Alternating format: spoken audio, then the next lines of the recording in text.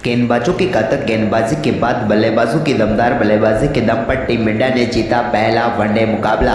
नमस्कार दोस्तों, स्वागत है आपका एक बार फिर हमारे चैनल में। भारत और वेस्ट इंडीज के बीच खेले गए पहले वनडे मुकाबले में टीम इंडिया की तरफ से बल्लेबाजी में ईशान किशन के कमाल के अर्धशतक के दम पर टीम इंडिया ने इस मुकाबले को 5 विकेट से जीत लिया। तो दोस्तों हम आपको इस मुकाबले का पूरा हाईलाइट बताएंगे, लेकिन दोस्तों उससे पहले आप भी टीम इंडिया की पहले मुकाबले में धमाकेदार जीत से खुश हैं तो इस वीडियो को लाइक जरूर करें और साथ ही साथ दोस्तों अभी तक आपने हमारे इस चैनल को सब्सक्राइब नहीं किया है तो चैनल को सब्सक्राइब करके बेल आइकन जरूर दबा लें। तो चलिए दोस्तों जानते हैं आज के इस महामुकाबले का पूरा हाईलाइट शुरुआत से ही। तो सबसे पहले बात कर लेते हैं आज के इस मुकाबले के टॉस की। तो दोस्तों आज पहले वनडे मुकाबले के टॉस की बात करें तो दोस्तों आज के इस मुकाबले में सिक्का उछाला वेस्ट इंडीज के कप्तान शाई होप ने और गिरा रोहित शर्मा के पक्ष में। रोहित ने टॉस जीतकर पहले गेंदबाजी का फैसला किया। दोनों टीमों की प्लेइंग 11 की बात की जाए तो टीम इंडिया की तरफ से मुकेश कुमार का डेब्यू था, तो वहीं पर वेस्ट इंडीज की टीम भी एक अच्छी खासी टीम के साथ मैदान पर उतरी और दोनों टीमें अपने नेशनल एंथम के साथ मैदान पर नजर आई। नेशनल एंथम के बाद आज का मुकाबला जब शुरू हुआ तो वेस्ट इंडीज की तरफ से पारी की शुरुआत करने उतरे ब्रेंडन किंग, तो उनके साथ थे काइल मायर्स। लेकिन दोस्तों पहले ही ओवर की तीसरी गेंद पर ब्रेंडन किंग ने वेस्ट इंडीज के लिए शानदार शुरुआत कर दी, जब उन्होंने ओवर की तीसरी ही गेंद पर हार्दिक पांड्या के एक बेहतरीन कवर ड्राइव लगाया और चौका जड़ दिया। लेकिन दोस्तों इसके बाद तीसरे ओवर की चौथी गेंद पर हार्दिक पांड्या ने ही टीम इंडिया को पहली सफलता दिलाई। उन्होंने पेविलियन भेजा काइल मायर्स को, जो कि अच्छी बल्लेबाजी कर सकते थे, लेकिन रोहित शर्मा के एक बेहतरीन कैच और हार्दिक पांड्या की शानदार गेंदबाजी ने उन्हें पेविलियन भेजा। उन्होंने 9 गेंदों पर सिर्फ 2 ही रन बनाए। इसके बाद दोस्तों यहाँ पर टीम इंडिया की तरफ से पांचवा और एक बार फिर हार्दिक डालने आए तो उनकी चौथी गेंद पर डीप स्क्वायर लेग की तरफ एक शानदार छक्का एथनेज के बल्ले से देखने को मिला। उन्होंने कमाल का शॉट खेलते हुए गेंद को बाउंड्री लाइन के पार भेजा। तो वहीं पर इसी ओवर की 5वीं ही गेंद पर एक और शानदार चौका एथनेज के बल्ले से देखने को मिला।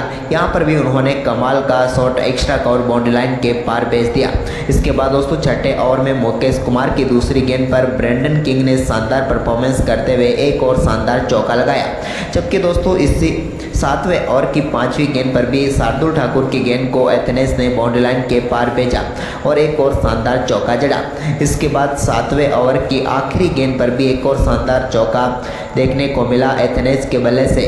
हालांकि ये चौका यहाँ पर काफ़ी शानदार तो नहीं था क्योंकि विकेट कीपर के ऊपर से गया था, लेकिन चौका जरूर मिला। इसके बाद 8वें ओवर की पहली गेंद पर मुकेश कुमार के भी एक शानदार चौका देखने को मिला यहाँ पर ब्रेंडन किंग के बल्ले से और उन्होंने गेंद को बाउंड्री लाइन के पार भेजा। लेकिन इसके बाद 8वें ओवर की 5वीं गेंद पर मुकेश कुमार ने टीम इंडिया को बड़ी सफलता दिला दी, जब उन्होंने रविंद्र जडेजा के हाथों कैच करवा कर पेविलियन भेजा एथनेज को, जो कि अच्छी बल्लेबाजी कर रहे थे और इस मुकाबले में बड़ा स्कोर बना सकते थे। लेकिन मुकेश कुमार ने अपने कैरियर का पहला विकेट उन्हीं के रूप में चटकाया। एथनेज 22 रन बनाकर पेविलियन लौटे। तो वहीं पर इसके बाद दोस्तों 9वें ओवर की तीसरी गेंद पर शार्दुल ठाकुर ने ब्रेंडन किंग को बोल्ड करके टीम इंडिया को एक और महत्वपूर्ण सफलता दिला दी, क्योंकि ब्रेंडन किंग भी अच्छी बल्लेबाजी कर रहे थे, लेकिन 23 गेंदों पर 17 रन बनाकर उनको शार्दुल ठाकुर ने बोल्ड किया।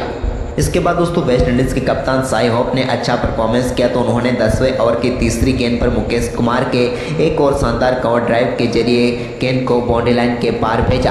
तो वहीं पर इसके बाद 13वां ओवर डालने आए उमरान मलिक की तीसरी गेंद पर भी उनके बल्ले से एक और शानदार चौका देखने को मिला। इस बार गेंद को काफ़ी शानदार तरीके से उन्होंने बाउंड्री लाइन के पार भेजा बैकवर्ड स्क्वायर लेग के ऊपर से, जबकि दोस्तों इसी ओवर की चौथी गेंद पर भी उनके बल्ले से एक और शानदार चौका देखने को मिला।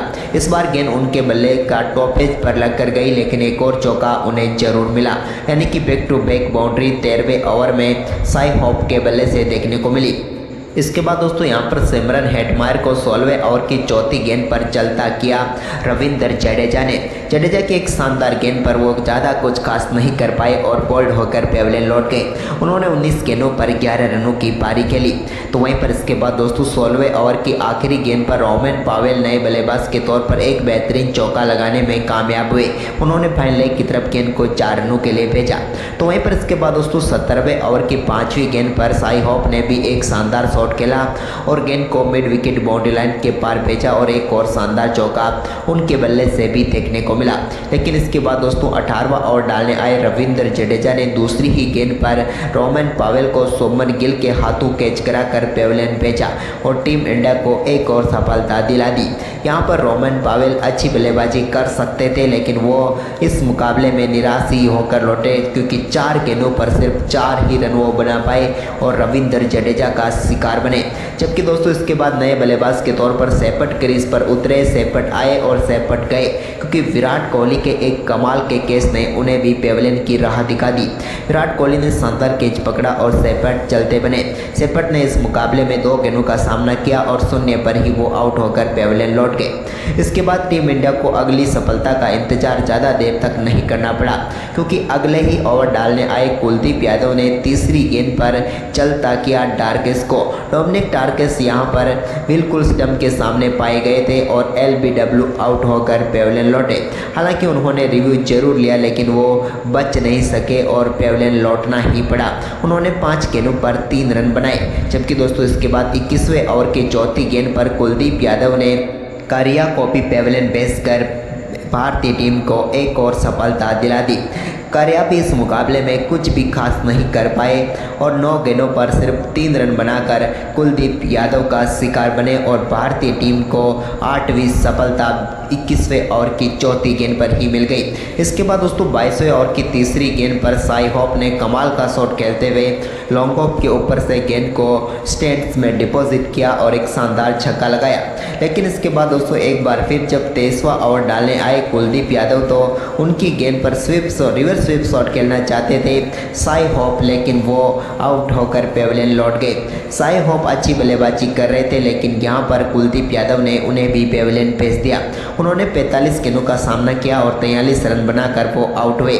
इसके बाद आखिरी विकेट के लिए भी टीम इंडिया को ज़्यादा देर तक इंतजार नहीं करना पड़ा और 23वें ओवर की आखिरी गेंद पर कुलदीप यादव ने जयदीन सेल्स को भी पेविलियन भेजकर वेस्ट इंडीज़ की टीम को 114 रनों पर ऑल आउट कर दिया। भारतीय टीम की तरफ से सबसे बेहतरीन गेंदबाजी की बात करें तो कुलदीप यादव की रही। जबकि दोस्तों कुलदीप यादव ने मात्र 3 ओवर में से 2 ओवर मेडन डालते हुए 6 रन देकर 4 सफलताएं प्राप्त की। जबकि दोस्तों 3 सफलताएं रविंद्र जडेजा को मिली तो हार्दिक, मुकेश और शार्दुल ने एक एक विकेट लिया। वहीं पर दोस्तों इस लक्ष्य का पीछा करने उतरी टीम इंडिया की तरफ से पारी की शुरुआत करने उतरे ईशान किशन तो उनके साथ थे शुभमन गिल। पहले ही ओवर में डोमिनिक टार्केस की चौथी गेंद पर एक बेहतरीन चौके के साथ ईशान किशन ने शानदार आगाज किया। उन्होंने गेंद को बैकवर्ड स्क्वायर लेग की तरफ 4 रनों के लिए भेजा। तो वहीं पर इसके बाद दूसरे ओवर की तीसरी गेंद पर शुभमन गिल के बल्ले से भी एक चौका गया। टॉप एज लगकर गेंद बाउंड्री लाइन के पार गई। लेकिन दोस्तों इस चौके के बाद भारतीय टीम को पहला झटका चौथे ओवर की आखिरी गेंद पर लगा जब शुभमन गिल के बल्ले का किनारा लेकर गेंद सीधे ब्रेंडन किंग के हाथों में चली गई और जयडेन सेल्स को पहली सफलता मिली। इस मुकाबले में 16 गेंदों का सामना करने के बाद 7 रन बनाकर शुभमन गिल आउट हुए। तो वहीं पर इसके बाद नए बल्लेबाज के तौर पर नंबर 3 पर सूर्य कुमार यादव उतरे। सूर्या ने आते ही यहां पर 5वें ओवर की आखिरी गेंद पर एक बेहतरीन चौका जड़ा। ये कमाल का शॉट था जो फाइन लेग की तरफ 4 रनों के लिए गया। इसके बाद इनके बल्ले से एक और चौका देखने को मिला 6ठे ओवर की आखिरी गेंद पर भी जब इन्होंने सेल्स की गेंद पर एक शानदार चौका लगाया। इस बार भी गेंद शानदार तरीके से बाउंड्री लाइन के पार गई। लेकिन इसके बाद सूर्य के बल्ले से पहला छक्का 8वें ओवर की दूसरी गेंद पर देखने को मिला जब इन्होंने अपना फेवरेट शॉट खेलते हुए बैकवर्ड स्क्वायर लेग की तरफ गेंद को 6 रनों के लिए स्टैंड में डिपॉजिट किया और जयडेन सेल्स की गेंद पर एक और शानदार छक्का लगाया। इसके बाद 9वें ओवर की पहली गेंद पर ईशान किशन के बल्ले से भी शानदार चौका देखने को मिला जहां पर उन्होंने फाइन लेग की तरफ गेंद को 4 रनों के लिए भेजा। तो इसके बाद वहीं पर इसके बाद दोस्तों 11वां ओवर डालने आए मोती के ओवर में भी शानदार बल्लेबाजी करते हुए सूर्य कुमार यादव के बल्ले से एक और शानदार चौका देखने को मिला जबकि ईशान किशन ने भी एक बेहतरीन शॉट जड़ा। इसके बाद दोस्तों यहां पर रिवर्स स्वीप्स के अटैक में फंस गए सूर्य कुमार यादव जब उन्होंने एक चौका लगा दिया था। लेकिन इसके बाद लगातार 3 स्वीप शॉट खेले जिनमें से एक भी स्वीप शॉट सफल नहीं हुआ और आखिरी स्वीप शॉट में वो अपना विकेट भी गंवा बैठे और सूर्य कुमार यादव के रूप में टीम इंडिया को दूसरा झटका लगा। लगा। सूर्या अच्छी बल्लेबाजी कर रहे थे लेकिन वो मौती का शिकार बने, जिन्होंने 25 गेंदों पर 19 रनों की पारी जरूर खेली, लेकिन एक महत्वपूर्ण विकेट टीम इंडिया ने 54 रनों के स्कोर पर गंवाया। इसके बाद 12वें ओवर की पहली गेंद पर ईशान किशन ने शानदार शॉट खेलते हुए गेंद को मिड ऑफ बाउंड्री लाइन के पार भेजा और एक और शानदार चौका लगाया। तो वहीं पर इसी ओवर की तीसरी गेंद पर भी उनके बल्ले से एक और शानदार चौका देखने को मिला। इस बार उन्होंने शानदार तरीके से स्वीपर कवर की तरफ गेंद को 4 रनों के लिए भेज दिया। इसके बाद दोस्तों यहाँ पर ईशान किशन एक और शानदार बड़ा शॉट खेलना चाहते थे, लेकिन इस बार गेंद सीधे गेंदबाज के हाथ पर जाकर लगी, लेकिन दूसरे छोर पर दुर्भाग्यपूर्ण तरीके से रन आउट हो गए हार्दिक पांड्या, क्योंकि गेंद सीधे स्टंप पर जाकर लगी थी और हार्दिक पांड्या का बल्ला हवा में था और वो 7 गेंदों पर 5 रन बनाकर रन आउट होकर पेवले लौटे। इसके बाद भी ईशान किशन के बल्ले से जमकर रन देखने को मिले, जब 14वें ओवर की तीसरी गेंद पर उन्होंने शानदार तरीके से गेंद को team mid wicket boundary line के पार 6 रनों के लिए स्टैंड में डिपॉजिट किया। तो वहीं पर इसके बाद दोस्तों 15वें ओवर की दूसरी गेंद पर भी कमाल का शॉट खेलते वे एक बार फिर गेंद को 4 रनों के लिए स्टेट बाउंड्री लाइन के पार भेजा ईशान किशन ने। अब वो धीरे धीरे अपने अर्धशतक की तरफ पहुंच चुके थे, लेकिन ईशान किशन ने 16वें ओवर की चौथी गेंद पर शानदार डबल रनों के साथ अपना अर्धशतक पूरा कर लिया। कमाल की बल्लेबाजी करते हुए उन्होंने मात्र 44 गेंदों पर ही अपना अर्धशतक पूरा कर लिया। अर्धशतक के बाद वो एक और बड़ा शॉट खेलना चाहते थे, लेकिन 17वें ओवर की दूसरी गेंद पर वो पोवेल को अपना केस थमा बैठे और मोटे का शिकार बने और भारतीय टीम को एक और झटका ईशान किशन के रूप में लगा, जिन्होंने 52 रनों की शानदार पारी खेली। लेकिन इसके बाद दोस्तों नए बल्लेबाज के तौर पर शार्दुल ठाकुर क्रीज पर उतरे, लेकिन वो ज़्यादा देर तक टिक नहीं पाए और 18वें ओवर की दूसरी गेंद पर केसी कर्या का शिकार बने और वो 4 गेंदों पर सिर्फ एक ही रन बना पाए। शार्दुल ठाकुर का कैच एथेंजे ने पकड़ा, जिन्होंने कमाल की फील्डिंग करते हुए स्लिप में उनका कैच लपक लिया, लेकिन उनके आउट होने के बाद क्रीज पर रोहित शर्मा उतरे, जिनका लंबे समय से इंतजार कर रहे थे सभी फैंस। रोहित भी यहां पर संघर्ष जरूर करते हुए नजर आए, लेकिन आखिरकार रोहित ने अपना पहला चौका 20वें ओवर की आखिरी गेंद पर एक रिवर्स स्वीप के जरिए लगाया, जहां पर उन्होंने बिहाइंड द स्क्वायर गेंद को 4 रनों के लिए भेज दिया। इसके बाद दोस्तों यहां पर रविंद्र जडेजा ने भी 22वें ओवर की चौथी गेंद पर एक शानदार चौका जड़ा। यह भी कमाल का शॉट था डीप बैकवर्ड पॉइंट की तरफ। तो वहीं पर इसके बाद दोस्तों विनिंग शॉट आया कप्तान रोहित के बल्ले से, जब दोस्तों 23वें ओवर की 5वीं गेंद पर रोहित शर्मा ने शानदार तरीके से स्लॉग स्वीप के जरिए गेंद को मिड विकेट बाउंड्री लाइन के पार भेजा और टीम इंडिया को 5 विकेट से इस मुकाबले में जीत दिला दी। भारतीय टीम ने इस जीत के साथ ही सीरीज में 1-0 की बढ़त बना ली। लेकिन दोस्तों आपको आज का ये मुकाबला कैसा लगा, हमें अपनी राय कमेंट में जरूर दें और इस वीडियो को ज़्यादा से ज़्यादा शेयर जरूर करें। धन्यवाद।